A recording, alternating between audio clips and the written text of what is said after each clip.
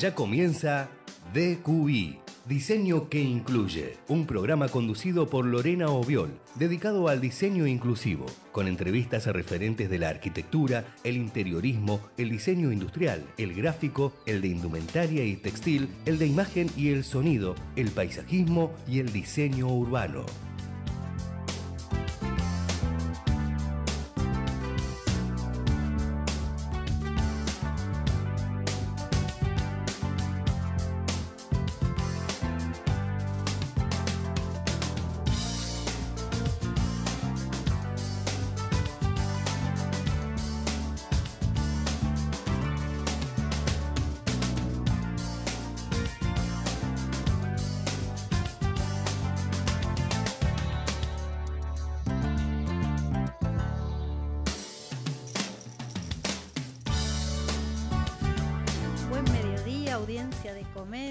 Soy Lorena Obiol y esto es Diseño que Incluye.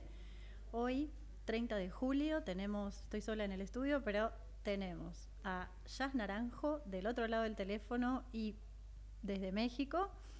Jazz es fundadora y directora creativa de Alma 7 y la invité a estar en este programa porque hicieron una campaña que me llamó mucho la atención con Alma 7 para un grupo de personas de la comunidad LGBT de la tercera edad que se llama Pintando Arcoiris. Y en el segundo bloque va a estar también por teléfono, porque no pudo venir hasta el piso, Esteban Beloto Kuzminski, Tebo, que es el creador de Memorias del Humedal, que es un sitio y un espacio que organiza recorridos por Buenos Aires, recorridos particulares, porque tiene siempre como eje el agua, el río, recuperar un poco la memoria del humedal. Así que, dicho esto y hecha la presentación del programa, te voy a pedir, Javi, si pones el video de Pintando... Dale, gracias. El video de Pintando Arcoiris, y después de esto ya charlamos con Jazz Naranjo, la creadora. Cuando se habla de orgullo, pocas veces se piensa en nosotros.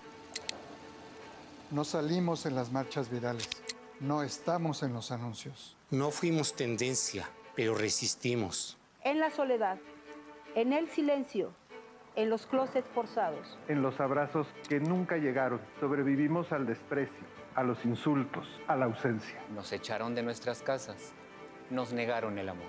Nos llamaron pecado, desvío, vergüenza. Y aquí estamos, con arrugas llenas de historia.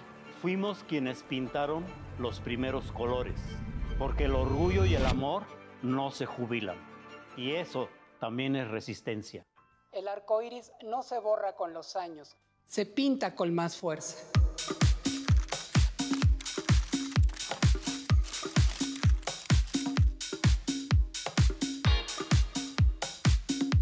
Pintando Arcoiris, organización que acompaña personas adultas mayores LGBT. Hola, Jazz. ¿Estás ahí? Jazz Naranjo, fundadora y directora creativa de Alma 7 desde México. Muchas gracias. ¿Cómo estás? Aquí estoy. Muchas gracias a ti. Estoy muy contenta por la invitación, Lorena. ¡Qué alegría! Jazz, yo no sé ni dónde estás, en qué lugar de México. ¿Estás en el DF o en qué ciudad? Sí, correcto, en la Ciudad de México.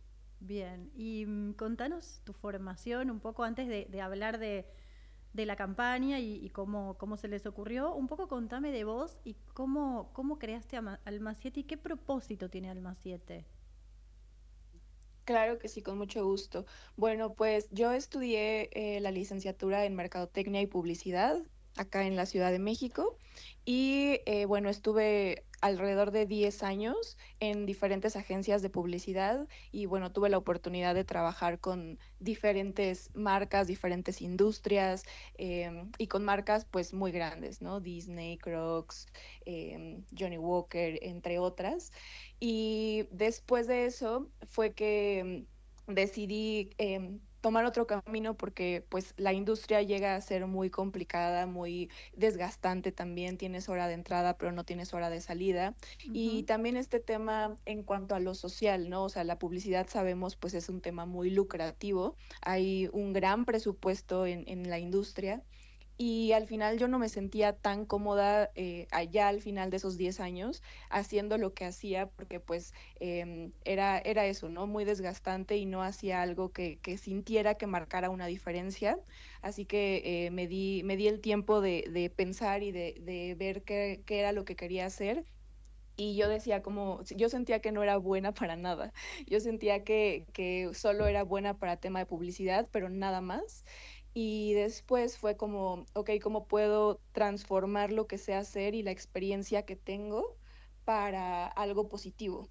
Y así fue como decidí crear Alma 7 con este enfoque social. Entonces, hay muchas organizaciones que necesitan ser vistas, que necesitan difusión, y lamentablemente en la industria publicitaria las únicas organizaciones sin fines de lucro que son vistas y reconocidas son las grandes, ¿no? Save the Children, Greenpeace, UNICEF, las que ya todos conocemos. Sí, claro.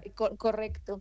Y que son las que ya tienen un presupuesto y que incluso hacen producciones impresionantes y se conocen a nivel mundial, y la industria publicitaria las voltea a ver porque son las organizaciones que dan premios, ¿no? Entonces para mí eso ya era como el colmo, ya estaba un poco cansada de eso, así que decidí con Alma 7 destinar parte de nuestras ganancias a crear campañas sociales a organizaciones que necesitan ser vistas, que nunca han tenido comunicación ni difusión, que muchas veces no saben ni por dónde empezar. Dime. Y ustedes eso lo hacen de manera gratuita, o sea, parte del tiempo de trabajo de Alma 7 lo regalan, digamos, de alguna manera lo donan, lo destinan a estas 100%. organizaciones. Correcto, sí, es una donación total que decidí hacer. Hermoso.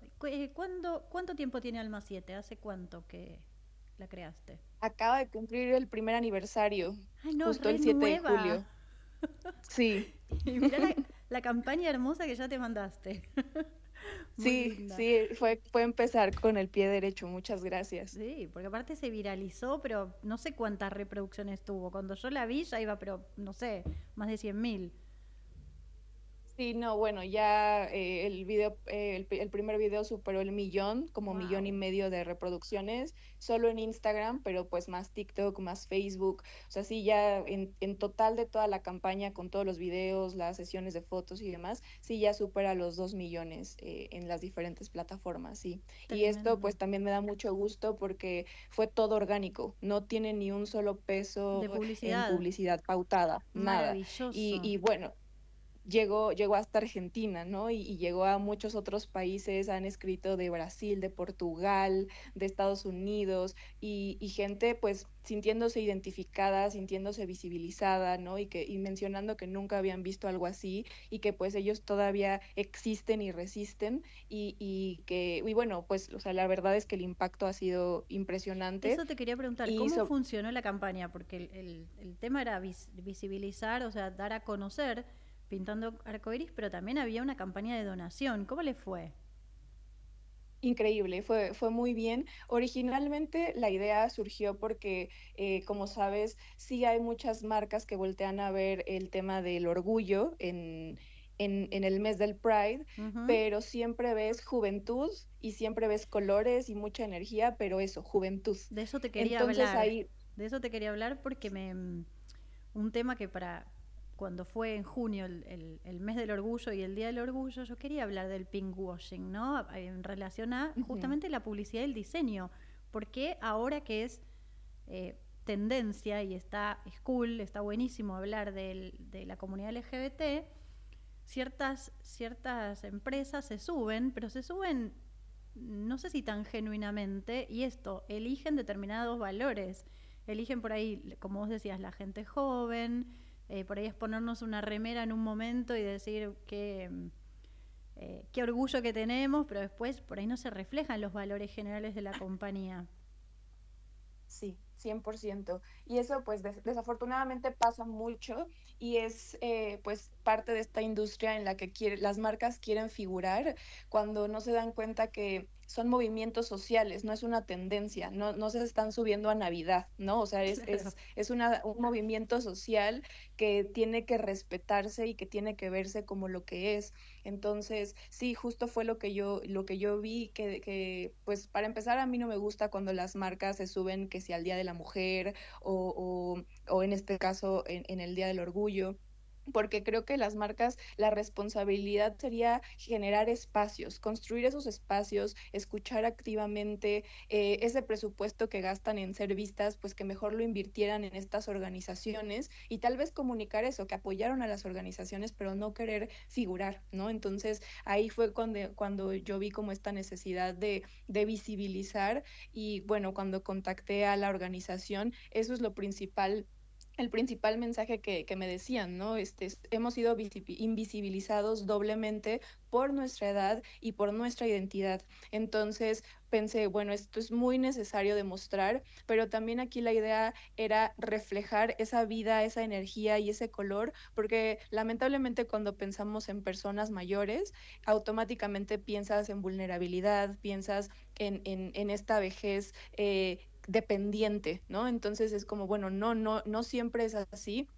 Y al final yo creo que también la comunidad LGBTQ tiene esta esencia de resistencia, resiliencia y de color, ¿no? Entonces fue la idea pues plasmar eso en la campaña, ¿no? Y por eso contactamos una marca increíble de vestuario que se llama La Tosa, es una marca de una chica mexicana, los accesorios también, también una stylist que se llama Frida Duarte acá en México, que nos ayudó también con parte del vestuario, los accesorios, trabajamos con maquillistas y peinadores profesionales, ¿no? Entonces, aunque esto sea una donación, nos gusta hacerlo profesional, no queremos hacer algo muy sencillo, ¿no? Y afortunadamente, al ser esta una campaña social, muchas personas deciden sumarse y deciden sumar su tiempo.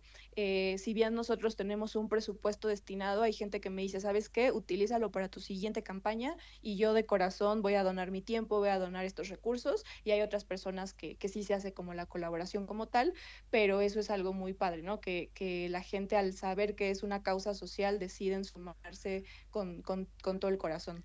Jazz, ¿y vos elegiste? ¿Cómo fue que surgió? ¿Por qué Pintando Arcoiris? ¿Vos elegiste o ellos te vinieron a buscar? No, aquí fue alguien que vio el trabajo de Alma 7 en LinkedIn y que se emocionó mucho por esta parte social y me contactó para colaborar de alguna manera. Esta persona ya, o sea, tiene su trabajo, digamos, oficial, pero pues la iniciativa le gustó mucho y él fue quien me mencionó que existía Pintando Arcoiris y fue que, bueno, ya hice como todo el contacto y así fue realmente, pero sí, ahora afortunadamente muchas personas que conocen la labor escriben solamente para participar en alguna campaña social, más a raíz de esta última que fue pues muy vista. Qué bueno, Jazz. ¿Y cómo está compuesta Alma 7? ¿Cómo, y qué tipo de trabajo hacen? ¿Hacen solo campañas de publicidad o hacen otro tipo de comunicación? Sí, funcionamos ahora como agencia de publicidad y productora. Fue como a raíz de la necesidad de los clientes y que cada vez más nos pedían estas producciones, entrevistas, video, todo lo audiovisual. Entonces eso ahorita es donde más estamos trabajando, digamos, como cada semana, pero también funcionamos como esta agencia de publicidad que genera toda la parte creativa, conceptos, sobre todo para social media. Todo lo que una marca quiere reflejar y de todo, o sea, desde el branding, desde un tema de contenido, digamos, más básico, más del día a día para las redes sociales de una marca, como algo pues más completo como un anuncio, ¿no? Un comercial ya más producido. Todo eso es lo que hacemos y, perdón, ahora digamos, el objetivo es poder lograr que Alma 7 crezca en la parte social. Eso es lo que a mí más me encantaría. Originalmente yo quería crear la primera agencia de publicidad social, sin fines de lucro, para poder trabajar únicamente con organizaciones. Sin embargo, bueno, hay muchos temas para poder hacer eso y también constituirse como una donataria autorizada en México. Son muchas cosas las que se necesitan. Entonces, pues la vía fácil era empezar como una agencia tradicional. Tradicional Sin de embargo, publicidad y que tenés otros clientes que no son sociales también, ¿o solo trabajas con cuentas sociales? No, trabajo con no sociales. De hecho, pues esos clientes, digamos, grandes son de donde saco el presupuesto para poder donar a estas organizaciones. Entonces, el objetivo es poder, digamos, ya posicionar Alma 7 como como una agencia que hace campañas sociales, para que después sean las mismas marcas las que nos busquen y nos digan, oye, ¿sabes qué? Yo quiero trabajar contigo y quiero que me alinees con alguna organización, ¿no? Y entonces hacer ese match entre marcas grandes y organizaciones, y que esas marcas funcionen como embajadoras o patrocinadoras de las organizaciones, porque aquí las más vistas van a ser las organizaciones. Sin dudas. Y Jazz, ¿cómo fue trabajar? O sea, me imagino y supongo, casi que doy por sentado, que las personas que participaron de la publicidad son las personas reales de Pintando Arcoiris. ¿Cómo fue trabajar con ellas? ¿Que se predispusieron bien? Porque aparte les pintaron el pelo, o sea, los produjeron, hicieron como exacerbaron un poco esta cuestión de lo diverso y lo colorido. Sí, fue maravilloso. Desde el inicio que les contacté, estaban con la mejor disposición, y sí, totalmente cada persona forma parte de la organización.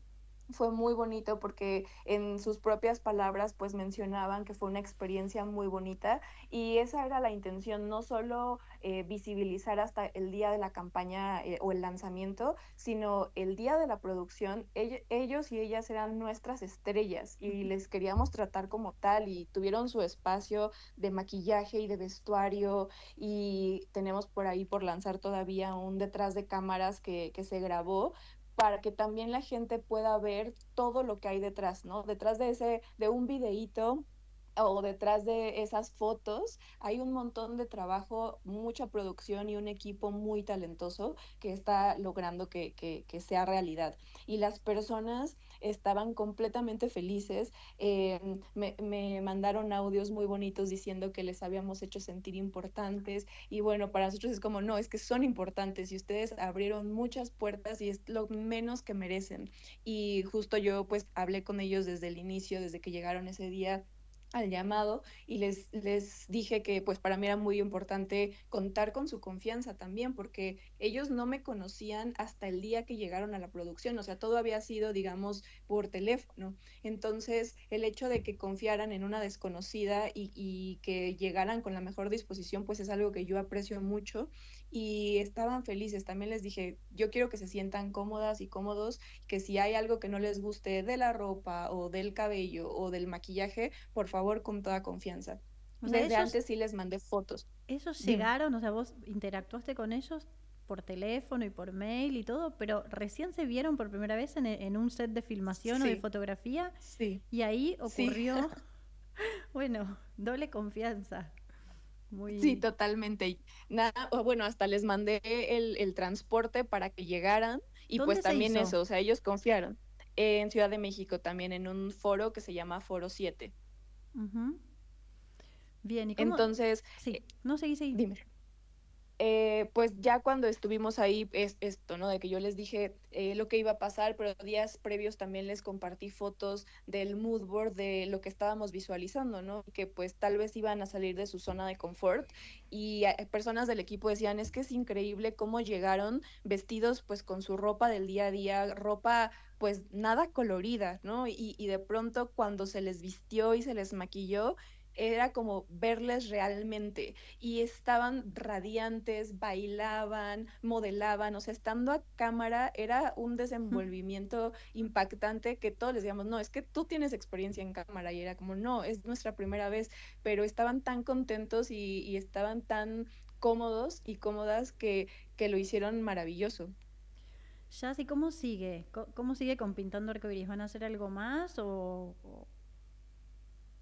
ahora lo que estamos haciendo todavía es seguir publicando cosas de esa misma campaña. Incluso esta semana salieron unas fotos, todavía hay más fotos por sacar, hay entrevistas, hay mucho más contenido de esa misma campaña. Y algo que me alegra muchísimo es que ya llegaron desde el primer momento donaciones económicas, incluso realizamos una conferencia de prensa y llegó gente de empresas a donar efectivo también ahí a la organización. Entonces, al día de hoy todavía sigue teniendo no solo la visibilidad, que era el objetivo importante, sino también han tenido invitaciones a podcast, a entrevistas, ya salieron en un montón de medios de acá de México, ¿no? En periódicos muy emblemáticos, y eso pues sí me parece muy lindo de mencionar y de reconocer, porque Corina, que es la directora de la organización y es una mujer trans, mencionó en una entrevista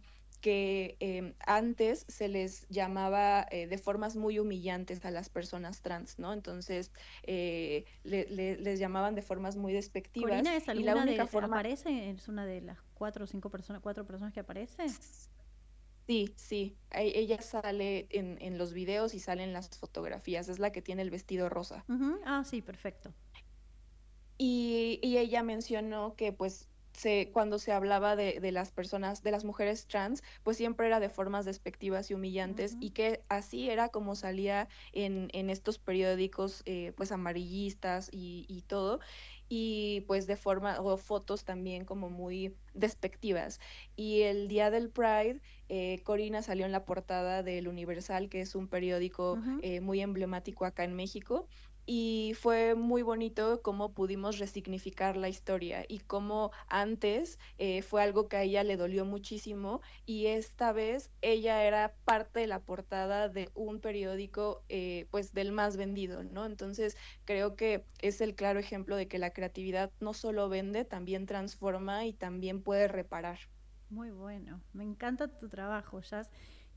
Tenemos tiempo de ver otra campaña que hiciste, que acá me la anoté, sí, Rescatando Esperanza. ¿Querés contar un poco de qué se trató mientras Javi nos muestra en algún momento el video? Claro que sí, con todo gusto. Bueno, pues ellos fueron la primera organización como tal que contacté. A ellos los encontré en un bazar en Ciudad de México, y ellos lo que hacen en esos bazares es vender ropa y accesorios que les donan para tener recursos económicos. Rescatando Esperanza es una organización que apoya a menores que han sufrido violencia extrema, por lo general siempre en sus entornos familiares. Y bueno, pues la realidad es que con ellos fue muy, muy duro, porque también realizamos entrevistas con las y los menores. Ahí el tema es que pues por lo mismo de ser menores de edad no podíamos mostrar sus rostros, ¿no? Entonces siempre era como cubrirlos y cuidar mucho esa parte, pero sí nos tocó escuchar historias pues bastante desgarradoras de lo que les toca vivir. Entonces en este video lo que buscamos era como plasmar lo que piensa un niño o una niña en su imaginación, ¿no? Y cómo ellos anhelarían vivir. Entonces inicia con la vida de Luna, que es una pequeña de 6 años, y que dice que pues tiene una gran imaginación y que siempre su papá la peina y le encanta cuando su mamá le lee cuentos, y después se apaga la luz y cierra los ojos porque va a dormir, y cuando se enciende la luz es como, bueno, pero la realidad de Luna es muy diferente y esto solo está en su imaginación, porque pues esa no es su realidad. Así que pues si esto también a ti te impacta y te conmueve, pues apoya, comparte y dona, ¿no? Fue como esa la idea de pues sí visibilizar esta parte que es muy triste, pero que es la realidad desafortunadamente de muchos menores acá en México. Y estos menores, bueno, ¿Luna es una actriz o Luna es parte de...? Sí. No, Luna es una actriz. No, ella sí fue una actriz, sí, sí, totalmente. Por lo mismo de que pues no les queremos revictimizar, no quisimos tampoco que vivieran o revivieran algún tipo de trauma, entonces sí fue cuidar esa parte, y ella fue una actriz. Y Rescatando Esperanza trabaja con estos niños, están, bueno, acá en Argentina se llaman hogares de menores o hogares de minoridad, que ya los menores no están con sus familias biológicas porque fueron maltratados, golpeados, abusados o abandonados, o demás. En el caso Rescatando Esperanza trabaja con niños y niñas que están todavía con sus familiares biológicos o que están en hogares.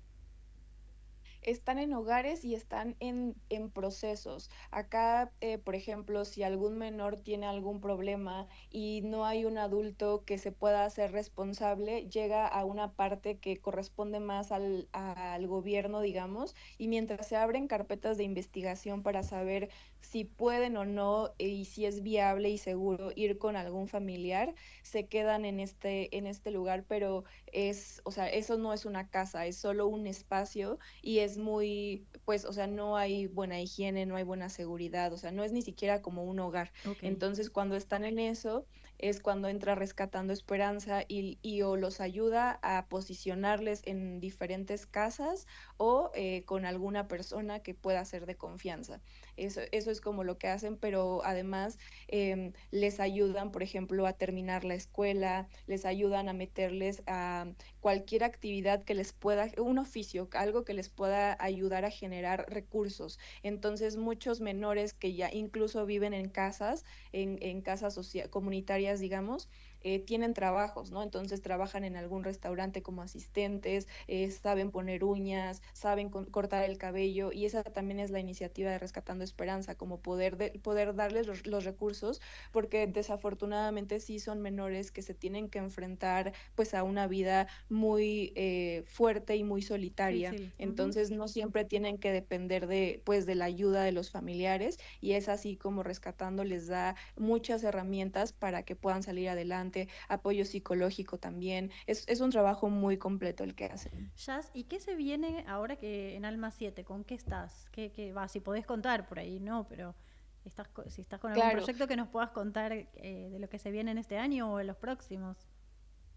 Sí, bueno, pues ahora la idea es poder completar más este tema social. Si bien tratamos de espaciarlas, porque al final, pues si muchas personas afortunadamente deciden ser voluntarias, hay muchas cosas que se tienen que pagar, ¿no? O sea, se paga el foro, se paga la comida para todo el equipo, se pagan transportes, se pagan muchas otras cosas. Entonces, sí tenemos que esperar a recibir esas ganancias para poder donar y crear proyectos relevantes y proyectos que no se sientan, pues, que por ser una donación, como te decía, pues sean muy básicos, ¿no? Entonces, ahorita la idea es poder lograr tener más estas campañas sociales sin tener que esperar tanto tiempo, ¿no? Ahorita ya vimos cómo funcionamos, ya hay un equipo muy dispuesto, entonces la idea es ya poder cubrir en menos tiempo estas campañas y no tener que espaciarlas tanto, que eso es para nosotros como muy bueno, particularmente hablando por mí, es mi parte favorita el día de la producción y sobre todo trabajando con organizaciones que generan un buen impacto. Para mí es como yo feliz de poder trabajar en esto. Bueno. Y ahora va a ser como poder elegir, porque ya tenemos en lista varias organizaciones que queremos, que se postularon, con las o sea, que ahora pasó colaborar. que a partir de esto también me imagino que para Alma 7 les Sí. les deben llover propuestas de organizaciones para que ustedes trabajen con ellas.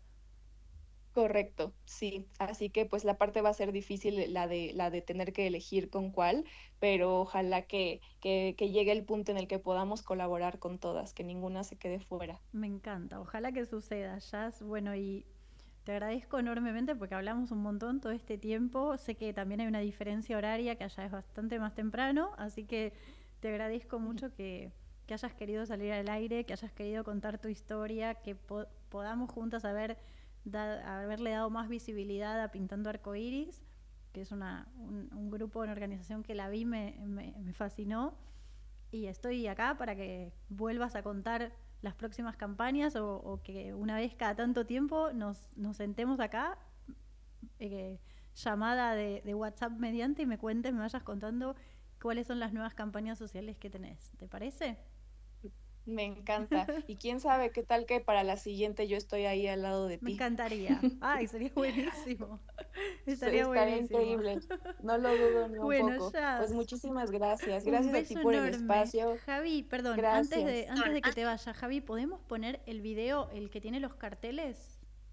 Y la voy a despedir a Jazz Naranjo con este video hermoso. Jazz, soy fundadora y directora creativa en Alma 7. Un beso enorme, Jazz. Yo te voy despidiendo porque así podemos poner el video con audio.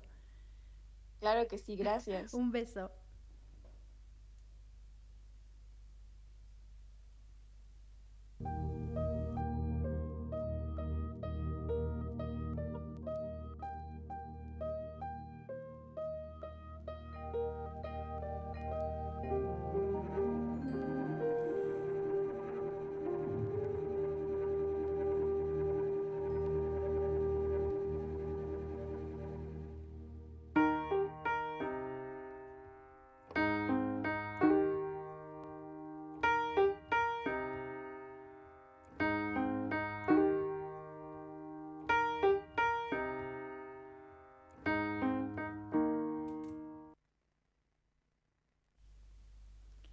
Bueno, ahí pasó la campaña de Alma 7 y con esto nos vamos a un corte porque en el próximo bloque lo tenemos a Esteban Beloto Kuzminski de se me hizo Memorias del Humedal. Ay, Dios mío, mi cabeza. Bueno, nos vamos a un corte y volvemos con más diseño que incluye. Ecomedios.com AM1220. Estamos con vos. Estamos en vos. Ahora, visitar Catamarca es más fácil que nunca. Te presentamos Visit Catamarca, la nueva plataforma donde podés planificar tu viaje y comprar paquetes y experiencias directamente de agencias y prestadores. Entra a Visit Catamarca y empezá tu próxima aventura. Catamarca, más que un paisaje, todos. Catamarca, hermosa por naturaleza. Ministerio de Cultura, Turismo y Deporte. Informate en ecomedios.com. Seguinos en TikTok, @ecomedios1220. DQI, Diseño que Incluye, un programa conducido por Lorena Oviol, dedicado al diseño inclusivo.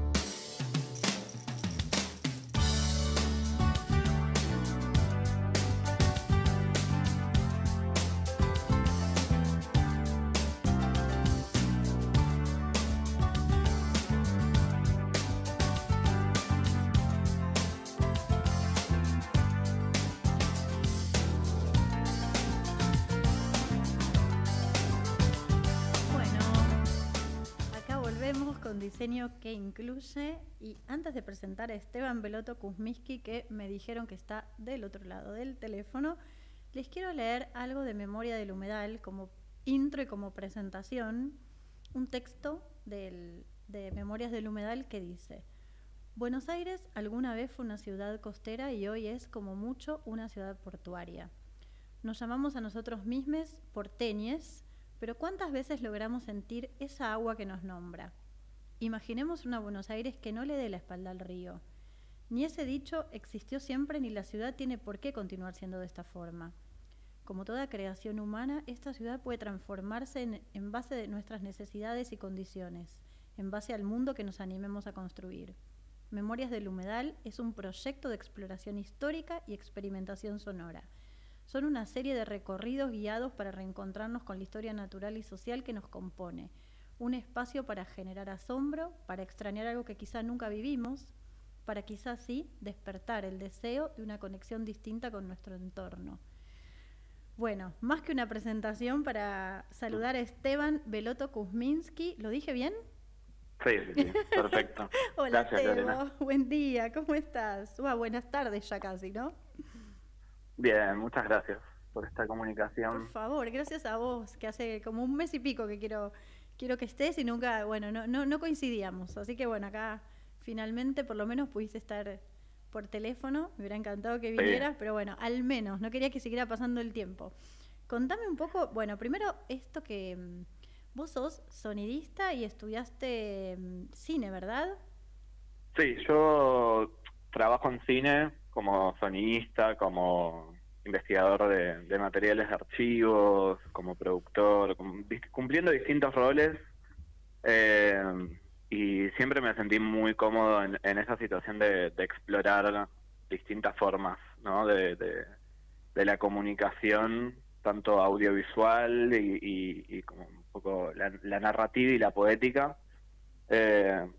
Yo originalmente cuando terminé el colegio estudié sociología, pero eventualmente como que me distancié un poco de ese mundo más académico y eventualmente empecé a trabajar dando guías turísticas, históricas sobre distintas cosas para agencias, más que nada para un público extranjero.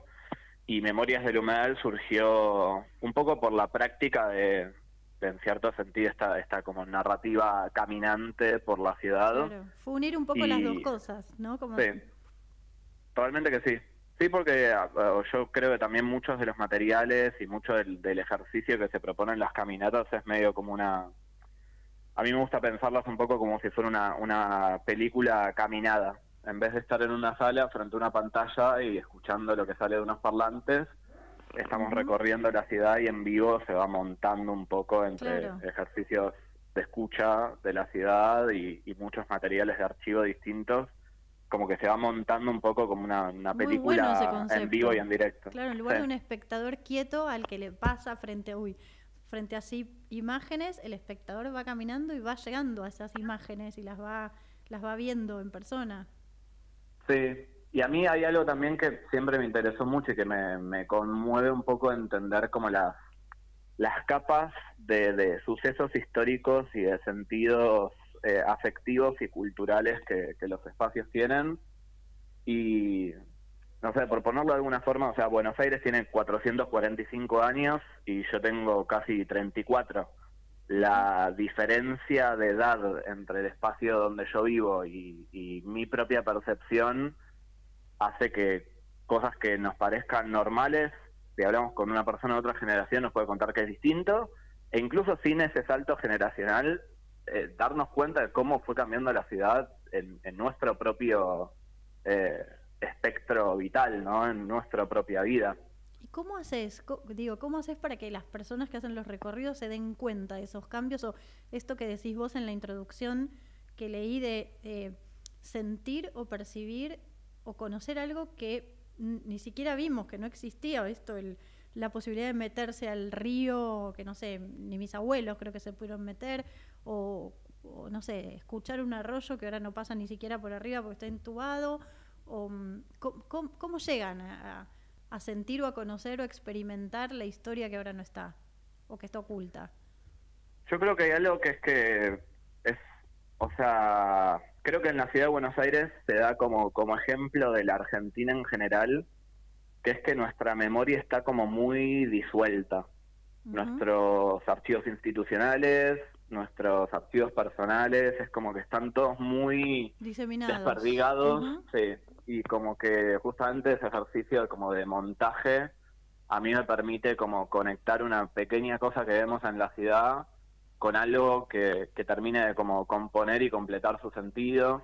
Entonces yo también como que tengo como una doble intención con los ejercicios o con los materiales que propongo en los recorridos, que tiene que ver un poco con... A mí me gusta hablar mucho, pero más allá de eso como que llevo muchos materiales, muchos libros de fotografía, muchos libros de pintura, que nos permiten ver qué, por decirlo de alguna forma, qué vieron las personas antes que nosotros en este mismo lugar. Entonces como que hay algo de que vos podés engancharte en mi propia narración e ir complementando con los materiales que están en la propia guía, y así un poco también perderte. No es una cuestión de estar todo el tiempo escuchándome, sino que a veces para mí también las cosas como que un poco decantan en los silencios, por ejemplo. Y también hay algo muy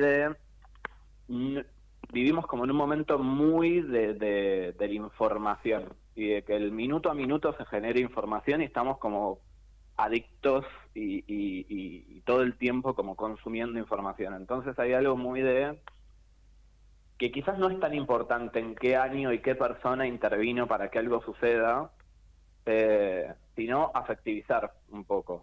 Y en ese sentido, a mí como que se me planteó como una herramienta muy directa y muy accesible esta idea de la experimentación sonora.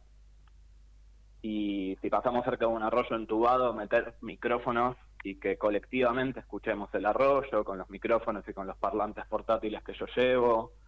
O si estamos cerca de la costa y podemos ver las chimeneas de las grandes usinas eléctricas que fueron ocupando el borde costero de la ciudad, ir haciendo pruebas con micrófonos de campos eléctricos y escuchar qué es la electricidad, en verdad, más allá de esta fantasía de poder estar teniendo esta conversación en este momento o de apretar un botón y que se prenda la luz en nuestra casa, ¿no? Entonces, como generar ejercicios que lleguen a la sensibilización más que a obtener información sobre un proceso, a mí me parece como clave, también para entender, bueno, yo todo el tiempo empiezo los recorridos planteando esta idea de, como para mí la moraleja de estos recorridos es que en este tipo de encuentros nosotros entendemos cómo llegamos hasta acá, no nos determina el futuro, no porque la ciudad de Buenos Aires haya tenido un diseño que eventualmente bloqueó su costa, Buenos Aires nunca va a volver a ser una ciudad costera. Entonces hay algo también de abrir un poco el juego a fantasías personales y colectivas, ¿no? En ese sentido. Me encanta. ¿Y caminan? Bueno, tengo muchas preguntas, pero ¿caminan Sí. mucho? O sea, ¿cuánto duran los recorridos y cuánto hay que caminar? No es mucho. O sea, los recorridos en distancias varían bastante, porque hay como ya... Yo el año pasado estaba haciendo un mismo recorrido que lo repetía todos los meses. Sí. Y este año mi idea fue como diseminar por toda la ciudad. Entonces los recorridos en general duran 3 horas. En algunos caminamos 15 cuadras y en algunos caminamos 30 cuadras. Y en algunos ni caminamos ni 15 cuadras, te diría. Por ejemplo, el que estoy haciendo de Ciudad Universitaria, de la Reserva Costanera Norte. Que es el que vimos recién, justo. Estábamos... Sí, justo estas fotos que están pasando. Habremos caminado en total 5 cuadras. Nada. Sí, si lo ponemos en términos de distancias, porque empezamos en la puerta de la reserva y caminamos por un lugar que tampoco es tan grande. Entonces, en general también hay algo de que las velocidades son velocidades grupales, en ningún momento hay un plazo de que esto tiene que durar tanto. Y también yo creo mucho en correrse por decirlo de alguna forma, correrme de mi propio guión en base a la interacción a lo que va surge. pasando. Exacto. Qué Yo bueno. siempre le digo a la gente, aprecien a los seres desconocidos con los que se están rodeando en este momento, porque quizás hay gente que tiene respuestas mejores, peores, complementarias, contradictorias, y ustedes no saben con quién están compartiendo este recorrido. Y que Quizás es un mega enriquecen. especialista. Exacto. Entonces, como también yo llevo tantos materiales y yo coordino el espacio, pero al mismo tiempo después surge la grupalidad en ese Sí, sentido, y hay un ¿no? espacio, hay un momento, ¿no? Porque vos proponés también una merienda o que lleven algo para compartir, o sea que se da también como Sí. el ida y vuelta a una grupalidad. Sí, es muy desde la idea, yo de vuelta, o sea, yo estudio sociología y trabajo en cine, no le hablo a la gente como especialista en urbanismo o arquitectura, le hablo en términos de, bueno, estas son mis exploraciones con estos materiales y es el relato que yo puedo armar con estos materiales y con mi propia forma de ser, ¿no? Sí. Bueno, obviamente, mí porque como- cada uno tiene su impronta y su subjetividad y eso también es lo que enriquece y le aporta a tu propuesta, que debe ser diferente Exacto. de la de Paisajeante, diferente de la de Moderna Buenos Aires, diferente de, no sé, ahora no se me ocurren muchas, pero hay un montón de caminatas por Buenos Aires. Sí, y también yo creo que eso habla muy de un momento particular de nuestra situación política y cultural también.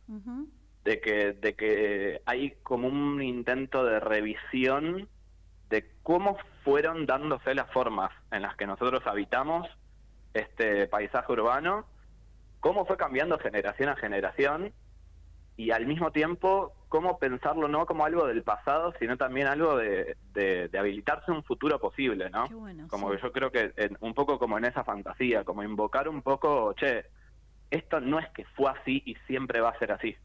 Claro, sí, Como esta yo postal le que digo estamos mucho- viendo hoy no fue y probablemente y quizá, para bien o para mal, no sea dentro de 15, 20, 100 años. Sí, a mí se me hizo muy claro desde chico, o sea, yo de vuelta tengo casi 34 años, y yo de chico, uno de los primeros juegos que jugué en una computadora fue el Sims y el SimCity, que son estos juegos de gestión de la vida de una persona o gestión de la organización de una ciudad. Entonces, si uno juega, por ponerlo de alguna forma, si uno juega al TEG o juega a un juego de mesa que tiene que ver con algo del mundo social, se te revela como juego. Si yo juego al SimCity y yo tengo que encargarme de diseñar una ciudad y gestionar una ciudad día a día, se me revela que es todo mucho más construido sobre decisiones humanas que la idea de pensar en el gobierno de la ciudad de Buenos Aires y ponerlo en esos como entes institucionales que a veces se nos hacen tan grandes que se nos vuelven tan enormes, inabarcables. tan inasibles, tal cual, tan lejanos. Sí. Te voy, contame, tenemos todavía 10 minutos. Necesito Sí, sí. que cuentes cada recorrido, porque yo sé esto, vos decías, bueno, el año pasado repetía, pero ahora ya abriste, tenés por lo menos, no sé si 5 o 6 recorridos diferentes, ¿no? Yo creo que ya hay como 8. Epa, bueno, a ver, Sí. ¿querés que Y querés todos los meses voy contarlos? tratando de... Sí. Justo este mes van a darse 3 recorridos, específicamente. Y este fin de semana, por ejemplo, el sábado, de 11:30 de la mañana a 3 de la tarde, nos encontramos ahí en las escalinatas del Banco Nación, en Plaza de Mayo, frente a la Casa Rosada. Y ahí empezamos un recorrido que va hacia la Reserva Ecológica de Puerto Madero. Bien. Y que justamente está pensada en términos de entender cómo el centro del centro del centro, en algún momento la Casa Rosada fue el fuerte que defendía a Buenos Aires de invasiones por el río. Y nosotros hoy en día vemos las torres de Puerto Madero y nos parece un delirio que los lugares más altos de Buenos Aires estén construidos sobre el río de la Plata. Pero hay algo muy de que hay como una cosa muy fresca, de que uno ya se acerca al Bajo, se acerca a la Avenida Lem, se acerca a Paseo Colón, se acerca a Puerto Madero y empezás a sentir la brisa del río, ¿viste? Sí, totalmente. Entonces como que bueno, pensar un poco cómo se fue formateando ese diseño territorial de una ciudad que es gigante hoy en día, pero desde su núcleo, su centro histórico. Ese es el del sábado, por ejemplo. Sí, ese es el Río Sin Orillas, se llama. Exacto. Bien. En general todos toman también títulos de libros que a mí me parecieron importantes para entender, para estudiar, para comprender más y también para discutir, ¿no? Porque yo, qué sé yo, El Río Sin Orillas es un libro de Saer y yo no sé si estoy de acuerdo con lo que dice Saer, pero justamente me parece interesante como exponer el proceso de aprendizaje, ¿no? En ese sentido. Bien, ¿y el del domingo?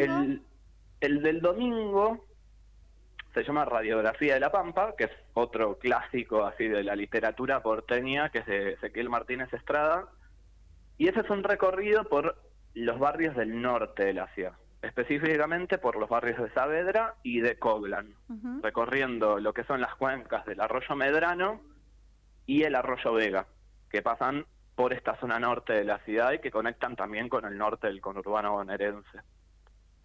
Bien. Y de vuelta, es un poco como entender que quizás nosotros le decimos barrios a lugares que anteriormente eran, digamos, un ecosistema entero, ¿no? Entonces, como sensibilizar un poco esta situación. Yo siempre me acuerdo como de Mauricio Macri diciendo no se inunda más, no se inunda más.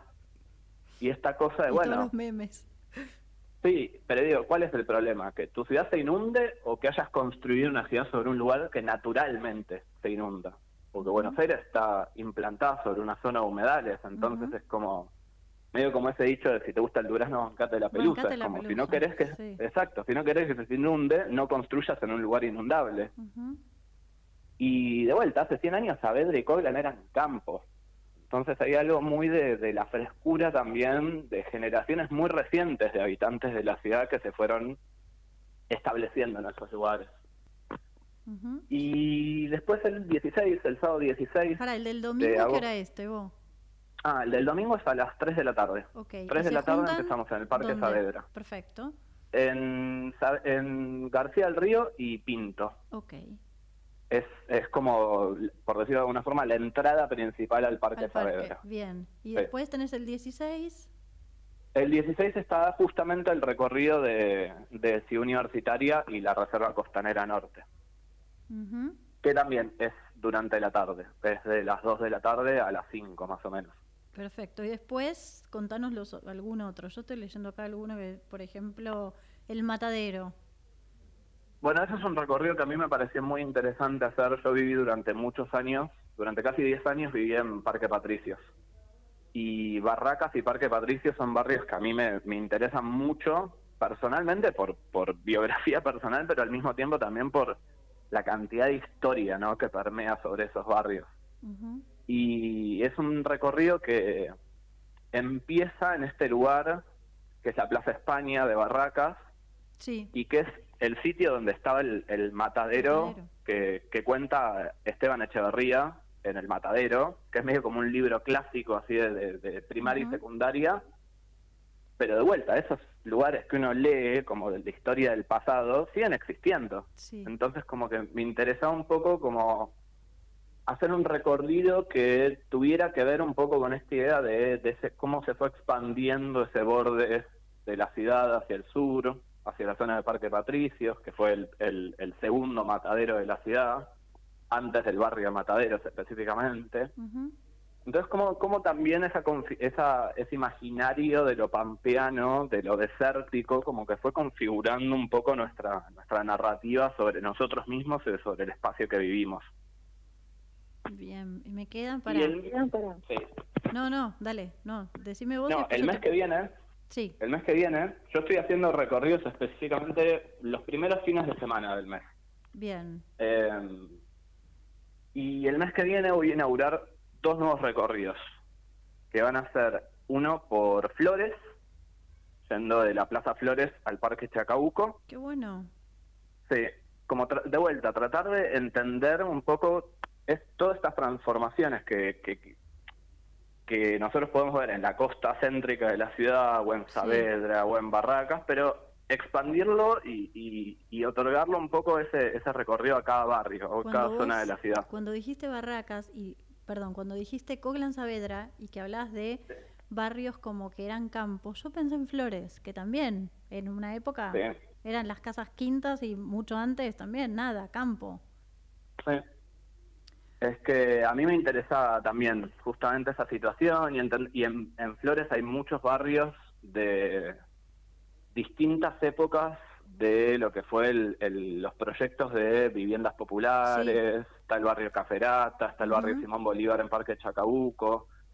Como que también me interesa que pensemos esta relación con los humedales y con la costa, no solamente como algo paisajístico por ponerlo de alguna forma, no tenemos un lugar a donde ir a tomar un mate y ver la costa, sino también entender la dureza y la materialidad de entender, bueno, cómo vos habitas el humedal, formatea las formas de habitar la ciudad. Sí, exactamente. Y en esos lugares, todo lo que nosotros le decimos el Bajo Flores, por ejemplo, históricamente era una zona de humedales. Total. Eran todos los humedales a la vera del riachuelo. Era el bañado de Flores, antes de ser el Bajo de Flores. Entonces como que me pareció interesante justamente combinar un poco esta historia de la vivienda popular en Buenos Aires con esta historia de los humedales en esta región del continente. Me encanta, quiero hacer todos. Nunca me da el tiempo y hace un montón que te escribo como para ir. Bueno, en algún momento voy a ir, pero este de Flores me interesa un montón. Y tenés uno por San Telmo también, ¿no? Sí, por San Telmo hay 2. Uno que empieza en San Telmo y nos vamos a La Boca, que es El color del río, que es el título de un libro de una historiadora de la arquitectura que a mí siempre me pareció muy interesante leer, que se llama Graciela Silvestri. Sí. Y Graciela, aparte de la mamá de Vera, de una amiga y compañera de trabajo. Vamos. Sí. No, o sea, yo todo lo que encuentro que haya escrito Graciela Silvestri o que haya dicho me parece como muy interesante para comprender estas transformaciones, ¿no?, de la ciudad. Y bueno, ese recorrido va para La Boca, y el otro es un recorrido que se llama Merecer la ciudad, que es un libro de Oscar Oslak, y que es una historia de los planes urbanos de la última dictadura militar. Ay, entonces, eso. Este recorrido de Merecer la ciudad va leyendo todo lo que fue la historia de las autopistas, la historia de lo que llamamos las escuelas cachatores, la historia de los centros clandestinos que existieron o que ya no existen más, como el Atlético, ahí debajo de la autopista, claro. Y Puerto Madero como herencias de la dictadura, ¿no? Entonces también hay mucho material de archivo que yo llevo, hay mucho, de vuelta, hay mucho de sensibilizar y no solamente quedarse con datos duros de la historiografía, por decirlo de alguna forma, sino como llevarlo a algo también muy vivencial, de que quizás cada uno de nosotros conoce a alguien que haya vivido en un lugar que haya sido intervenido durante la dictadura para tirar una casa y poner una autopista. Entonces, yo ahora, por ejemplo, estoy viviendo en Coblan, y Coblan es un barrio que está atravesado por lo que fue la traza de una autopista que nunca se hizo, efectivamente. Donado Holmberg. Exacto, sí. Todo ese mundo de Donado Holmberg. Entonces es como que también ahí sí hay algo mucho más fresco, por decirlo de alguna forma, en términos generacionales, en términos de entender un poco que la ciudad cambia en mega cosas hipergigantes y en micro cosas a la vez. Tal cual, me quedo con muchas ganas de ir a todos. Teo, tengo que despedirte porque son las 14:00, me quedé sin programa, me suele pasar porque me engancho a hablar, pero bueno, te agradezco enormemente que hayas por lo menos podido estar así en presencia, en sonido, que mira, vos sonidista y al final estuviste más que presente a través de tu voz. Gracias, Teo. Muchas gracias, Lorena. Bueno, no, nos vamos a ver en persona. Yo voy a ir a hacer un recorrido seguro. Bueno, gracias. Un beso enorme y ahora me despido también de la audiencia de Diseño que Incluye hasta el miércoles que viene.